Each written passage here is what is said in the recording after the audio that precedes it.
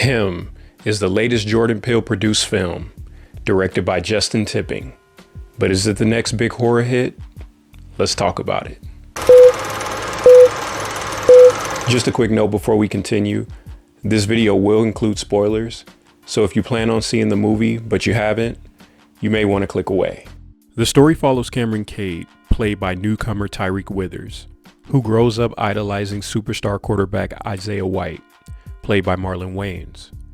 When Cade finally gets the chance to train with his idol, he discovers things aren't quite what they seem to be. Going in, I was curious to see what Peele was bringing to the big screen this time around. Even though Justin Tipping directed it, the trailers made Peele's influence very clear. Like many Peele projects, Him is a great looking film. The use of imagery and symbolism tries to tell a deeper story, with set pieces that hint at what's to come. The problem is, the movie doesn't consistently follow through. Clues are dropped, but the payoff often falls flat. As for the acting, Withers does a pretty solid job making his character believable in a high-pressure environment where everyone's expecting him to be the next superstar. Marlon Wayans, on the other hand, it's sort of hard to buy into him playing a purely dramatic role. His presence almost feels like the movie is waiting for a punchline that actually never comes. That said, his chemistry with Withers is convincing, and their dynamic is one of the stronger parts of the film. Unfortunately, the rest of the cast is forgettable. Now let's get into some spoilers. By the end of the film, Isaiah is revealed to be one of a many in a long line of players who literally signs their soul away for success.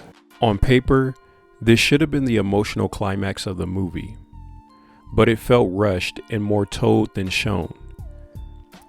Now, after Cameron defeats Isaiah, he learns his own father had orchestrated this path for him years ago, making deals with owners and agents.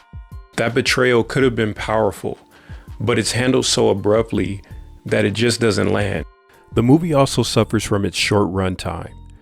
Clocking in at just over an hour and 30 minutes, it feels like a story that ends before it has a chance to fully develop.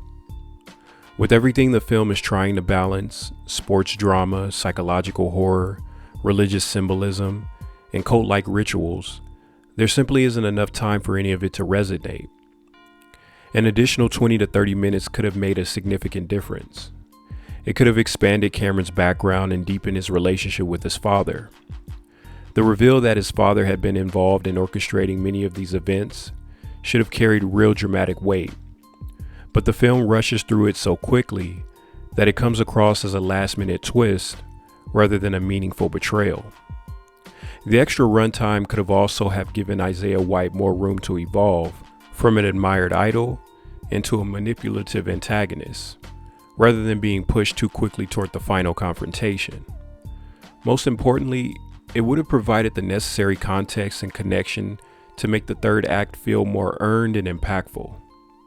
Instead, Him moves at a pace that emphasizes shocking imagery and symbolism over character development and narrative buildup, leaving the film feeling shallow despite its ambition.